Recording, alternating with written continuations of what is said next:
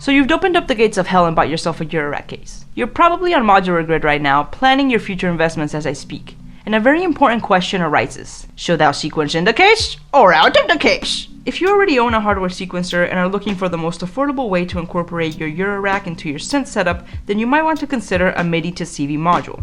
I've had the Erica Midi to CV for a couple of years now and it's been great. There's other more feature-packed Midi to CV converters out there, so do some research if that's the path you're going to take. What's wrong with me? If you decide, nah, I'm doing this, it's all or nothing, baby, everything in the case, sequencer, mixer, speaker, may God have mercy on your soul. You must then figure out how many modules you plan to sequence and how much HP you're willing to dedicate to sequencing. My Eurorack sequencer of choice is the JAde 4 Plus. I've done plenty of videos on this channel about it. You guys know I love that little module. I understand that it's only 2 tracks and that might not be enough for some people, but so is the new IntelliGel Metropolix, and look at the size of that thing. The benefit of having a Eurorack sequencer inside of your case is that you could travel with a fully enclosed system in need of very little outside connections, and that appeals to many live performers. Like hardware sequencers, Eurorack sequencers come in all shapes, sizes, and price tags.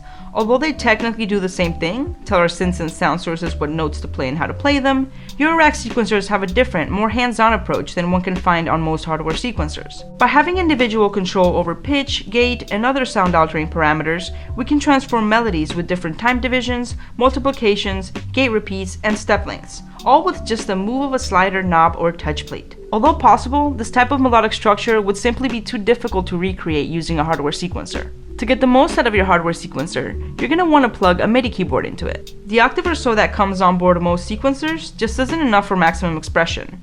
So if space is an issue or you're planning on building a fully enclosed system, then a Eurorack sequencer would make more sense. Currently, I think the Keystep Pro is probably the best sequencer to incorporate with Eurorack because of the built-in keyboard, and it's a pretty genius design. Look at all these outputs in pretty colors. I can't really think of any cons besides the fact that it works around 4 bars and I find it restricting for longer arrangements, but for the price, connectability, and functionality, this thing is a dream. I always wondered why something like this didn't exist and then boom, Arturia. Get out of my head. No, wait, stay. For me, my Eurorack provides an escape from all these medieval arrangements. That's why I keep my JAde 4 Plus around despite more advanced sequencing options.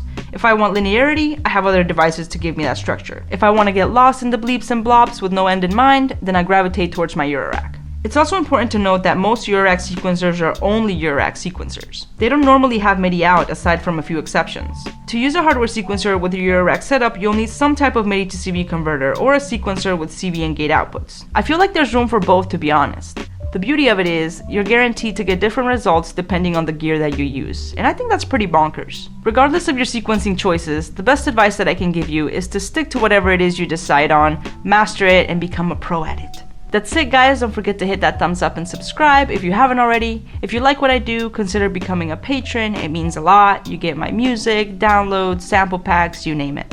I also have a clothing store where I sell synthesizer swag that I draw myself, so check that out. It's in the description. I also just released a new album, Habit Garden, out on all the major platforms as well as on Bandcamp. I've also re-released some old tracks that I hadn't released. I guess it's not really re-released if it's never been released.